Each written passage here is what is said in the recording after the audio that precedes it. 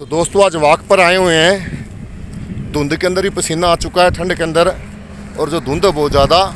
तो पहले हमने फिजिकल फिटनेस को समझा, अब हम समझेंगे एरोबिक अनएरोबिक क्षमता को।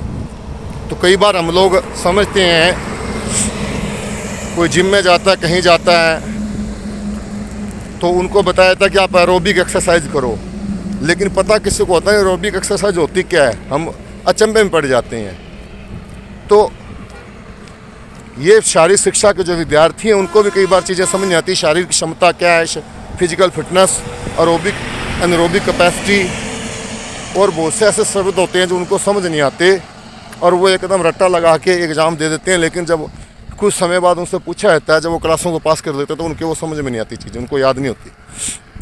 तो एरोबिक क्षमता हमारी वह होती है जब हम कोई कार्य in the presence of air करते हैं, यानी कि एयर किससे हमें क्या मिलना है, ऑक्सीजन। तो वो सारे काम जो हम ऑक्सीजन की मौजूदगी में करते हैं, जैसे कि अब मैं पैदल चल रहा हूँ, तो मैं लगभग घर से 6 किलोमीटर आ गया हूँ, 6 वापस जाऊँगा, 12 हो जाएगा। तो ये एरोबिक क्षमता होगी कि लगभग आधे पौने घंटे से एक्सरसाइज भी की है पहले काफ़ी, फिर उसके बाद वॉक कर रहे हैं। तो इस प्रकार की हम क्षमता को बोलेंगे एरोबिक क्षमता, यानी कि हमारे को जितनी ऊर्जा की आवश्यकता है वो हमें हवा के द्वारा मिलती रहेगी, हमें थकावट नहीं होगी। और ऐसे काम होते हैं जो एरोबिक क्षमता वाले, वो काम धीरे धीरे लंबे समय के लिए किए जाते हैं, जैसे कि पैदल चलना, साइकिल चलाना,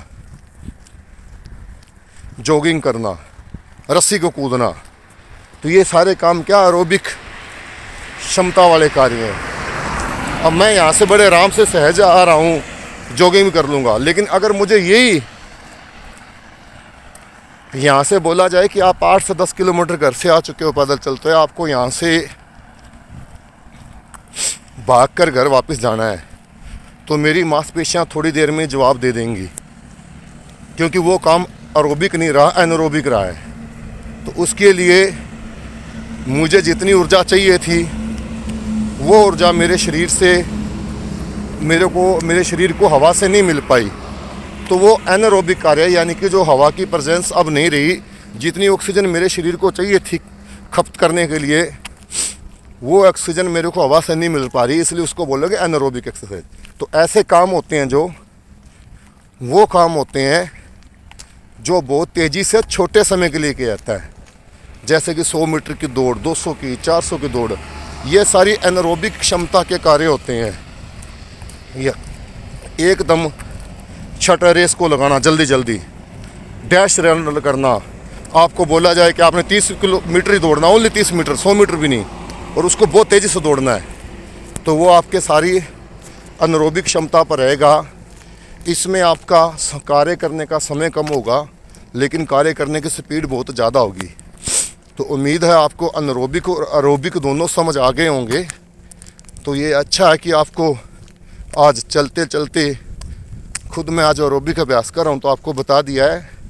तो इससे आप जब भी कोई काम करते हैं, प्रैक्टिकल करते हैं, तो आप समझ सकते हैं कि ऐसे काम जो हवा की, ऑक्सीजन की प्रेजेंस में होते हैं, जिसके दौरान हमारे शरीर को जो ऑक्सीजन की आवश्यकता है वो हवा के द्वारा पूरी होती रहती है। हमारे शरीर की ऑक्सीजन की खपत की पूर्ति साथ के साथ होती है, उसको एरोबिक बोलते हैं। और ऐसे काम जिनके अंदर हमारे शरीर को जितनी ऑक्सीजन चाहिए, उस ऑक्सीजन की खपत के बराबर हमारे शरीर की ऑक्सीजन की पूर्ति नहीं हो पाती, और हम वो काम छोटे समय के करने के बाद में थक जाते हैं। ऐसे कामों को एनारोबिक कैपेसिटी वाले कार्य कहते हैं। तो ये हमारी एरोबिक और एनारोबिक क्षमता हुई।